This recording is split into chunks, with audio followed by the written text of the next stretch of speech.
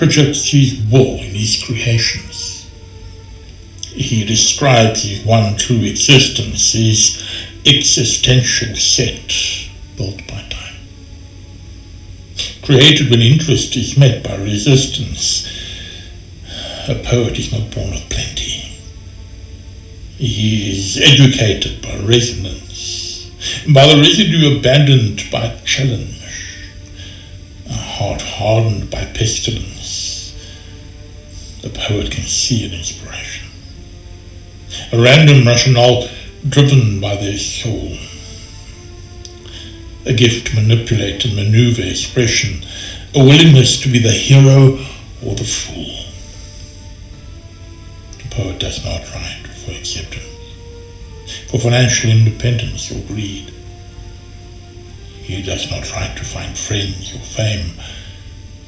He writes because inside him there is a need.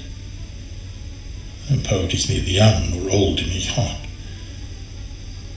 A poet is neither male nor female in his pen. A poet finds beauty in the mundane. A poet is not his own. He is his poetry again. Beneath the Starlit Woe, a new release poetry collaboration by Courtney Glover and Brian FitzRandolph. Beneath the Starlit Woe is an eclectic collection of poetry from two talented poets. There are two distinct features that sets this book apart from other publications, one of which is quite unique. Firstly, it is immediately discernible that these poets differ vastly in form, style, and subject matter. FitzRandolph explores deep social, emotional, and philosophical introspection with a modern-day flavour, whereas Glover leans mostly towards a gothic and mythological approach with an emotional flavour for which he is well known. Yet the combination of these factors creates a varied blend of exceptional attention-grabbing poetry, which is truly a pleasure to read. The second feature, as I mentioned before, is rather unique. Most often poetry is written and published with the intention of allowing the reader to make their own assumptions as to the emotional motivations and technical devices employed to create a particular poem. Here is where the difference in format is evident. FitzRandolph and Glover elevate this publication by carefully analysing each poem, describing the essence of each piece as providing an unambiguous interpretation. The manner in which this aspect is applied indicates a deep self-knowledge and technical skill from both parties, combining to create this exceptional tone. In effect, the reader is given the opportunity to not only understand the complexities of writing, but also granted the additional benefit of learning about the inner workings and the mechanisms of poetry itself. Thus the publication becomes not only a poetry book, but in its essence an effective tool of learning.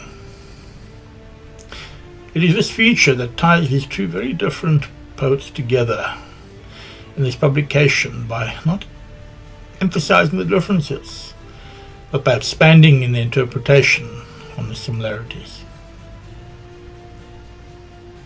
In my opinion, this book is a rare jewel, and as such, I highly recommend it. It's available on Amazon. As she walks wandering late at night through the tall green grass, she hears the voices, the whispers from souls that have long since passed. As she listens observantly to the distant sounds of chanting, intoning, the words peculiar, unsure of its meaning, yet she undeniably knowing. The whole world of kilter, with its fragile axis, everything slightly skewed. The hanged man watches from his gilded cage, for he has a front row view.